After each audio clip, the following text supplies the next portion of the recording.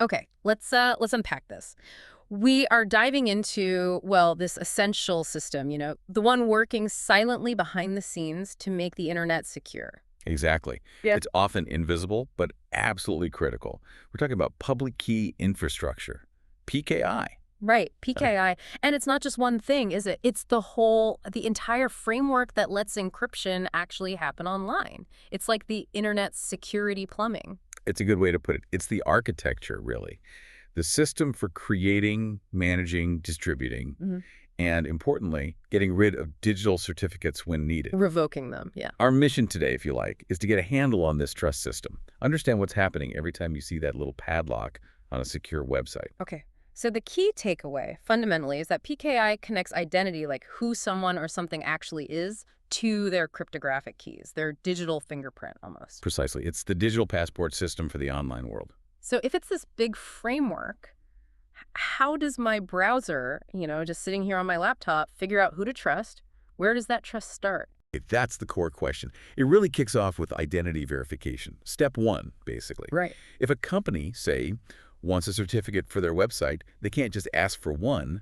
They have to prove who they are To who? to someone called a registration authority, or RA. Think of them as Yeah. the initial vetting agent.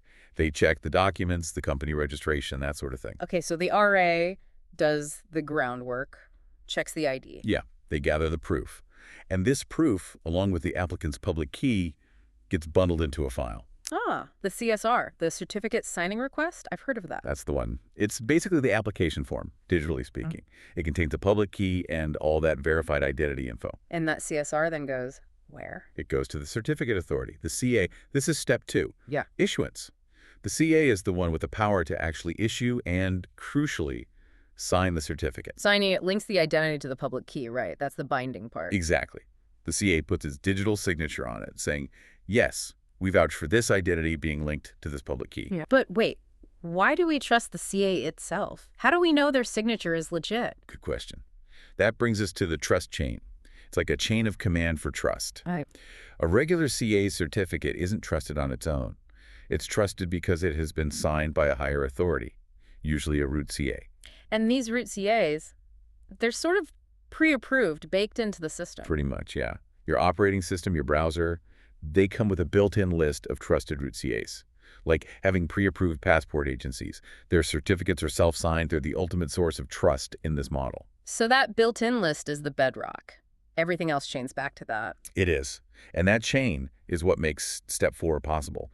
Encryption and authentication. Right. The moment your browser connects to a secure site, HTTPS. Right, the handshake, that happens super fast. What's the browser actually checking then? In milliseconds, it does a few critical checks. Mm-hmm. First, is the site certificate signed by a CA that chains back to one of those trusted roots? Mm-hmm. Second, is the certificate still valid? Has it expired? Has it been, revoked? We'll get to revocation in a sec. What else? And third, does the name on the certificate, the domain name, actually match the website address you typed in? Ah, so it prevents someone from using, say, a valid certificate for mybank.com on a fake site like mybank.com. Exactly that.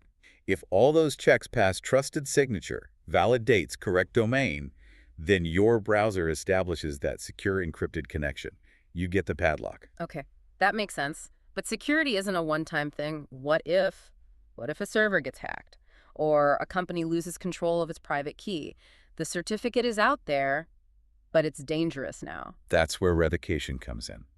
Step 5. Maintaining trust means having a way to say, hold on, that certificate isn't good anymore, even if it hasn't expired yet. How does that work? How does my browser know a certificate's been pulled? Well, there were historically 2 main ways. The older method was the CRL, Certificate Revocation List. Right, the list. Sounds simple. Simple concept, but messy in practice. It was literally a big list published by the CA saying, all these certificates are bad now. Your browser had to download this potentially huge list regularly. Ooh. That sounds like it would slow things down a lot. It did. Imagine checking a massive blacklist every time you connected to a secure site. So that led to the development of OCSP. Online Certificate Status Protocol. Exactly. Much more efficient. Instead of downloading the whole list, OCSP lets your browser send a quick, specific query directly to the CA saying, hey, is this specific certificate still good? Like a real-time status check. Precisely. The CA gives a quick, good, revoked, or unknown response. much faster, much lighter. It's key to making modern web security practical without killing performance. Okay, so let's recap the main players quickly. We have the RA, the Registration Authority. They do the initial identity check. The vetting. Then the CA, Certificate Authority. They issue and sign the certificate relying on that RA check and the CSR file. Correct. They are the issuer of trust. And the whole system relies on that chain back to the root CAs embedded in our systems. That's the skeleton of it, yes. So zooming out then, PKI is really this fundamental trust framework. It underpins secure communication online by linking verified identities to the keys used for encryption every time you see that padlock. That's the essence of it. Without PKI, secure e-commerce, online banking, secure email, none of it works reliably. And that brings us to the end of this deep dive into the infrastructure of trust.